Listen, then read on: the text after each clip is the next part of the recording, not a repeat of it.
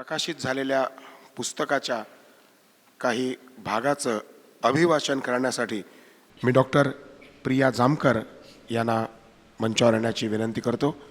एक काही मिनिटाच्या छोट्याशा अवधीत काही निवडक भागाचं वाचन अभिवाचन त्या आज या प्रकाशन सोहळ्यानिमित्त करतील.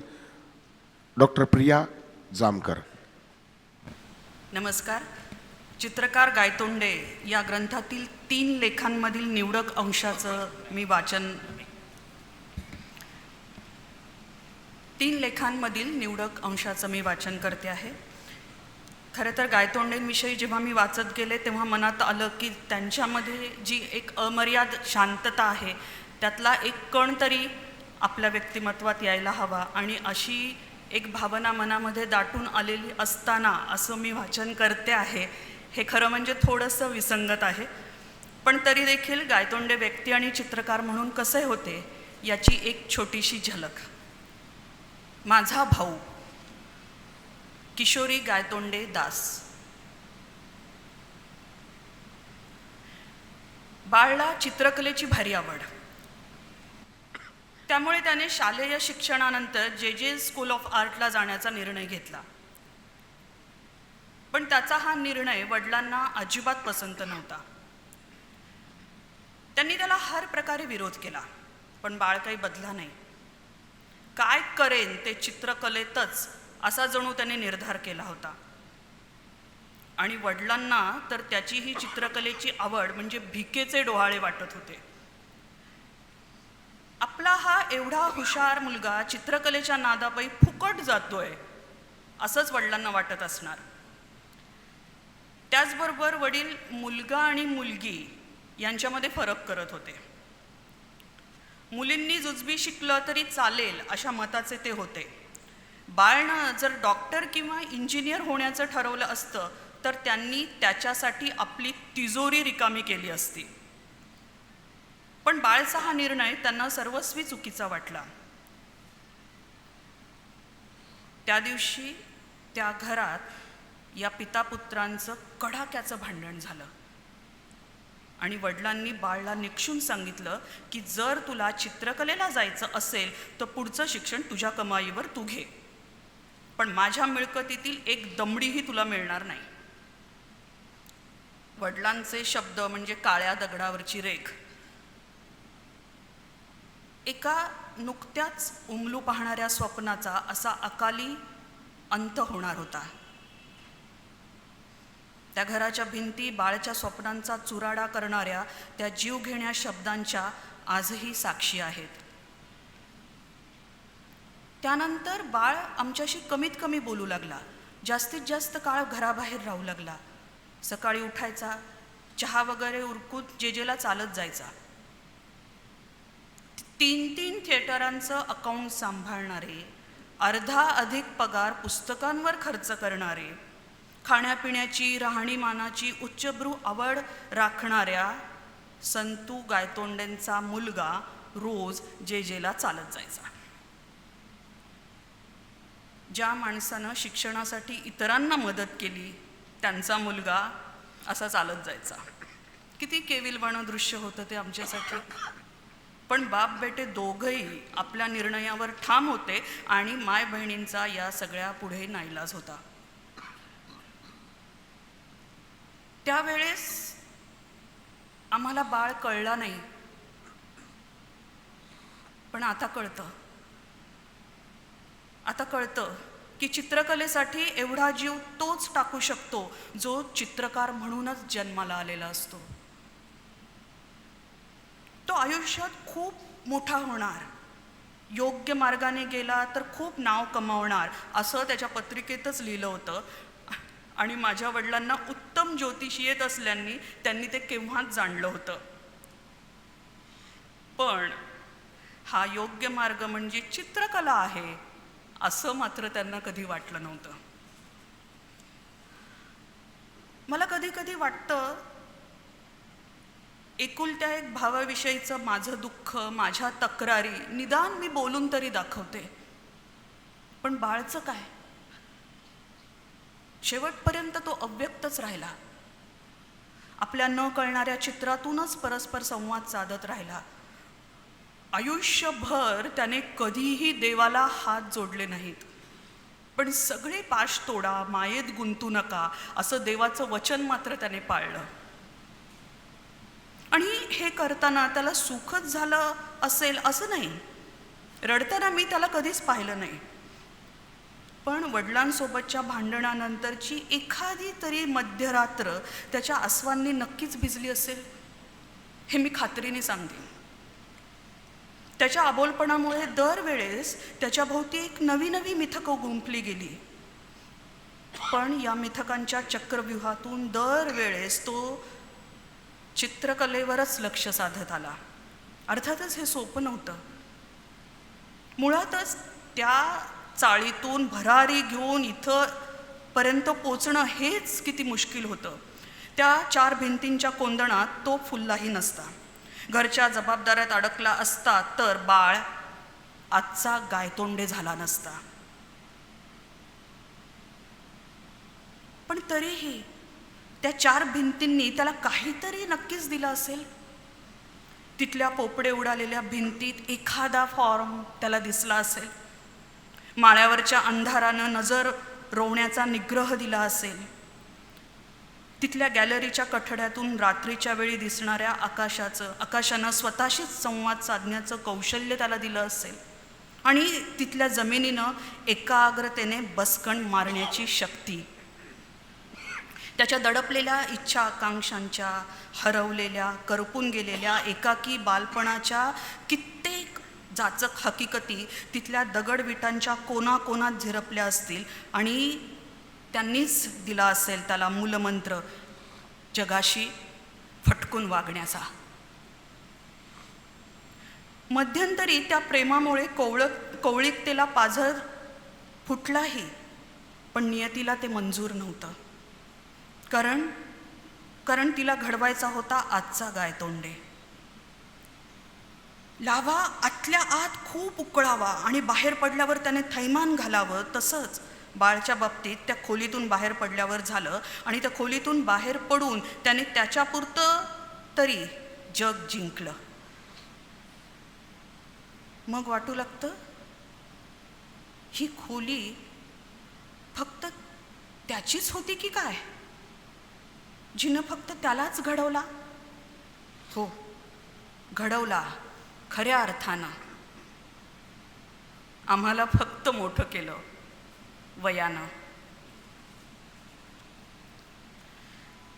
गुरु लक्ष्मण श्रेष्ठ. गायतोंडेंना प्रत्यक्ष भेटण्या अगोदर अर्थातच मी त्यांचं नाव ऐकून होतो.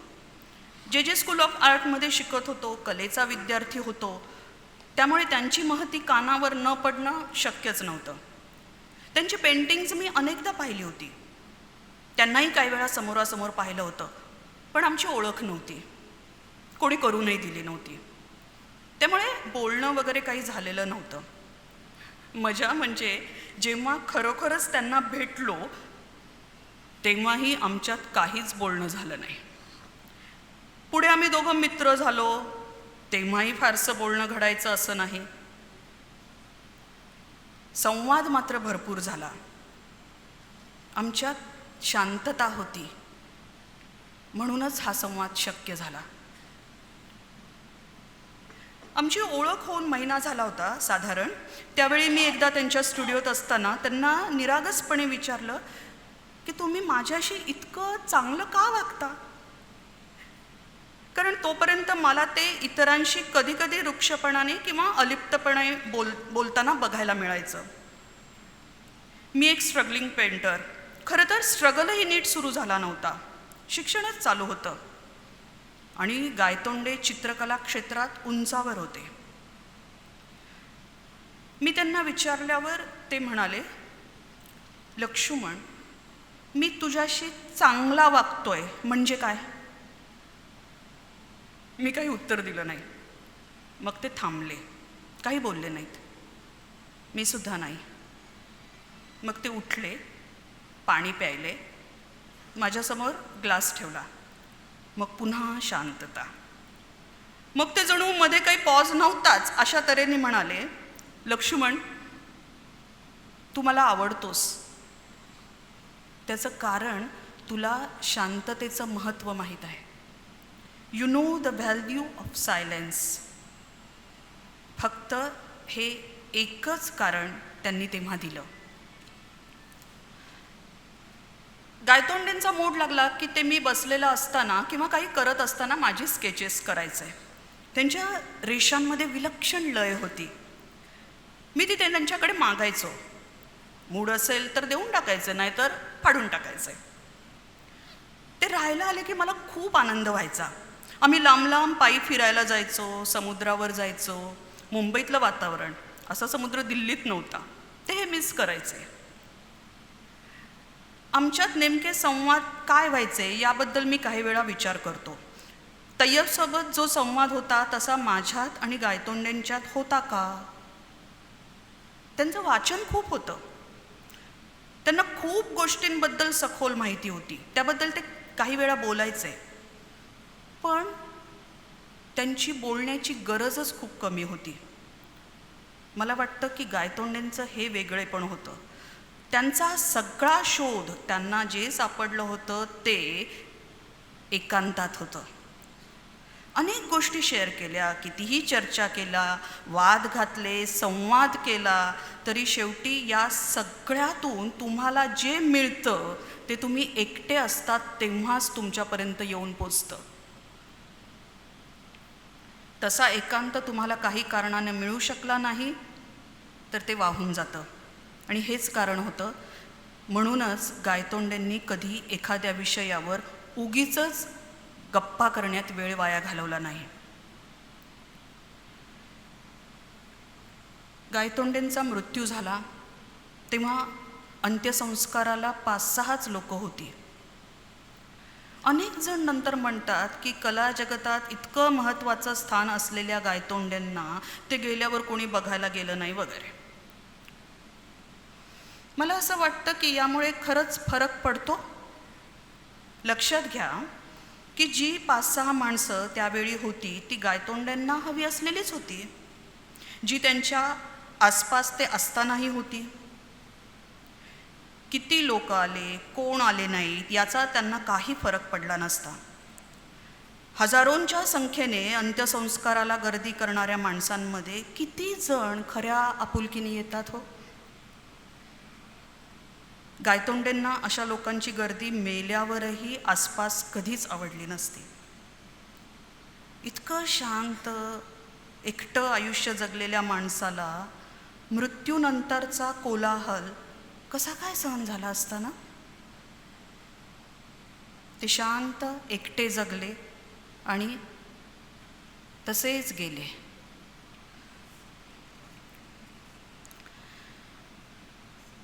बाकी इतिहास प्रभाकर कोलते.